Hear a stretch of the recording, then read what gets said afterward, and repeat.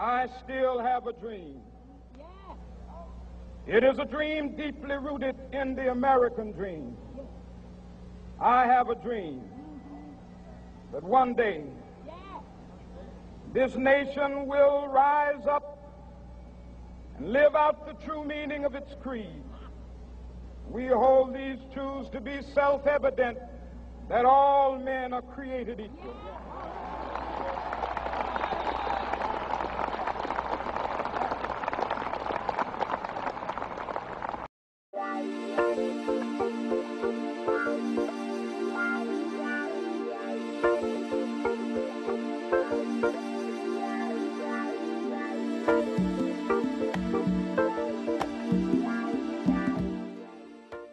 My name is Joaquin Lira, and I grew up in the southeastern corner of Arizona, right on the Mexican border. And you know, when I was young and when I was going to school and growing up, things were much more different. There was a lot more discrimination against all minorities, and especially Mexican Americans in the Southwest.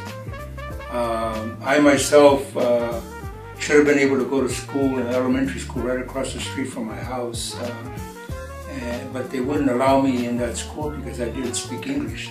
Growing up, you know, and being a younger person and a person of color, I definitely, you know, had my own obstacles. I went to a school that was in a suburban part of Rochester, New York, and that definitely had its ups and downs. Like, I definitely at times felt very on the peripherals and very like on the outskirts of some of my peers.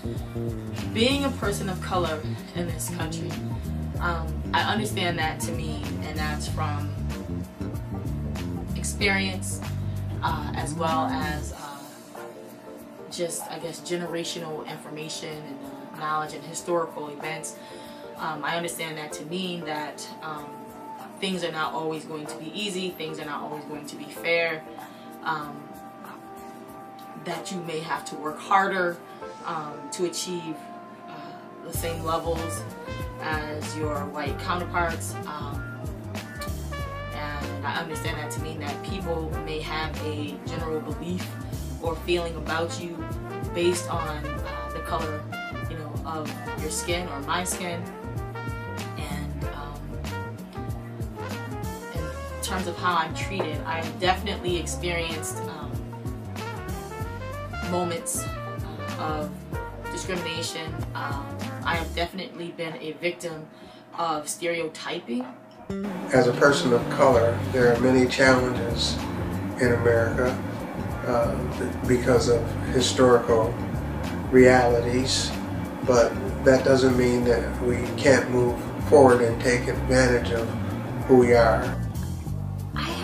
Experienced a whole lot of discrimination personally, and it may be because there are differences, right, among minorities in terms of the way that they are treated and the history in this country.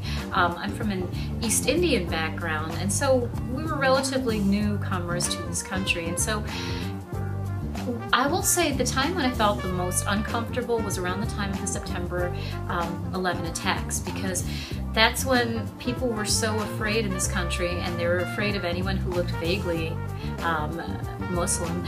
And my birthplace is actually Saudi Arabia, although I'm of Indian descent, and so there have been times, you know, associated with terrorism when I felt very uncomfortable because of the color of my skin and because of my facial features. Concerned that people might make judgments about me.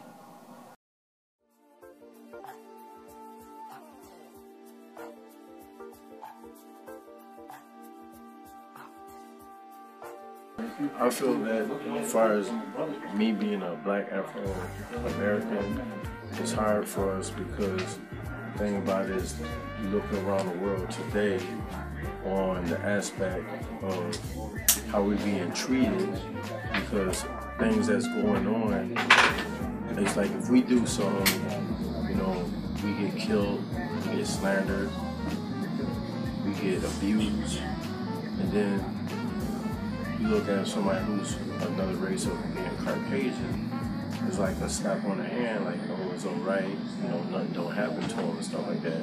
I'm definitely concerned about my son seeing footage on the news, about young men of color and how they are treated by the police and how they're generally treated with suspicion, and the brutality that a lot of people of color face in situations where the police, you know, there's some sort of a standoff, and what looks like unfair treatment and really cruel treatment. There are always two sides to the story, and there are certainly the perspective of the police when they perceive themselves to be in danger. But I do wonder and worry about my son as a young man of color. You know, what would happen if he were in a situation where he didn't perhaps respond the way he should, you know, when asked to do something by an authority figure or by the police. So yeah, I worry about that, especially as a young man, very much. Your question was, how does it make me feel as a parent of a child? And I have a son, so that makes me feel a little more, I guess, because I feel like there is discrimination, and then I feel like there is, you know, racial bias and discrimination towards men of color.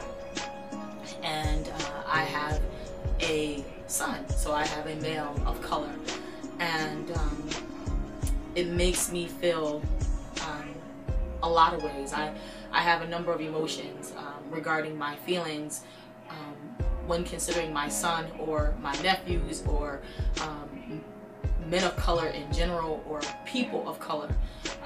We've had some recent incidences where the men of color have not been given, in my opinion, the same leniencies, the same flexibilities that non-men of color would have been given or have been given historically.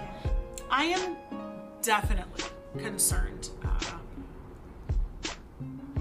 I feel a sense of sadness that, you know, my son and my daughter might experience negativity based on their skin tone. They might meet resistance. They may very well hit obstacles. They might even, you know, I would hate to think this, but they might even, you know, I mean, I would hate to think that something negative physically would happen to them, and I hope that that never happens. I shudder to think of it, but it is a possibility. It scares me a little bit, but I also know that for my kids and our family, my husband and I, we're raising our children to, and this is all you can ever hope for, is to always kind of understand the broader social context and to be mindful that others don't always perceive you in a positive way based on your skin tone, and that you kind of have to think ahead of that. You have to be smarter than that. I would hope that my children understand the history of this country as it relates to being a minority, and that they can take advantage of any opportunity that's brought forth to them because of who they are. Challenges are natural and they are going to exist, but it's important for them to realize the value of who they are and what they can add to a society because of their particular culture.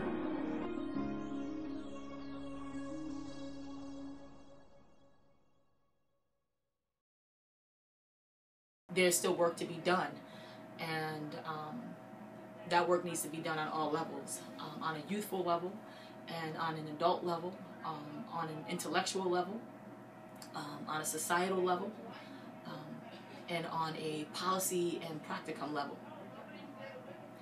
That's how it makes me feel.